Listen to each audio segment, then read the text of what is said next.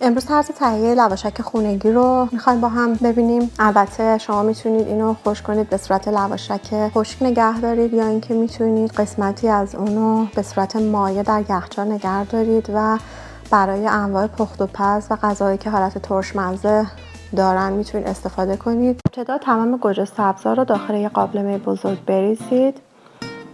روی گاز زیر حرارت ملایم رو به بالا قرار بدید. 1 لیوان آب رو اضافه کنید. زرش رو اضافه کنید. در قابلمه رو بذارید و اجازه بدید که گوجه سبزا به جوش بیاد. طور که میبینید تقریبا گوجه سبزا شروع کرده به جوشیدن. در این قسمت شوره گاز رو کم بکنید. گوجه سبزا رو هم بزنید تا ته نگیره. اجازه بدید گوجه سبزا به جوشیدن ملایم ادامه بده تا تمام گوجه سبزا به صورت له شده در بیان. در این مرحله نیازی نیست که در قابلمه رو بذارید. میتونید قابلمه رو بدون در روی گاز نگه دارید. خب همونطور که میبینید گوجه سبزمون کاملا له شده و کانسانترش کاملا با آب مخلوط شده و الان در واقع وقتش هستش که اون رو از روی حرارت برداریم. گوجه سبزا رو از روی حرارت برمیداریم. اجازه بدید گوجه سبزا در دمای اتاق خنک بشن.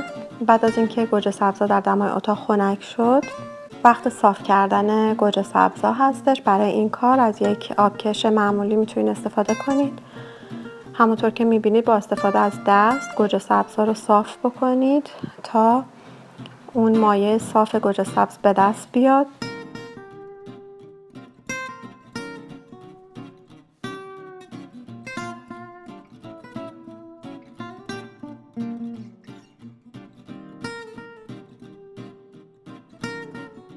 همونطور که میبینید گوجه سبزای ما کاملا صاف شده.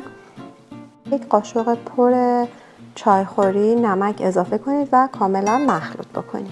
در این مرحله اگه میخواین در واقع مقداری از این مایع رو میتونید در یخچال نگهداری بکنید برای استفاده از پخت و پز به صورت چاشنی، و قسمتیش رو همونطور که میبینید میتونید روی یه سینی پلاستیک بکشید و پخش بکنید و زیر آفتاب خشک کنید و به صورت لواشک در بیارین.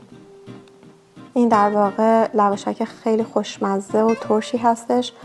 برای کسایی که ترش دوست دارن، خوردنش به متابولیسم بدن و گوارش بدن خیلی کمک میکنه و فوق‌العاده سالم هستش.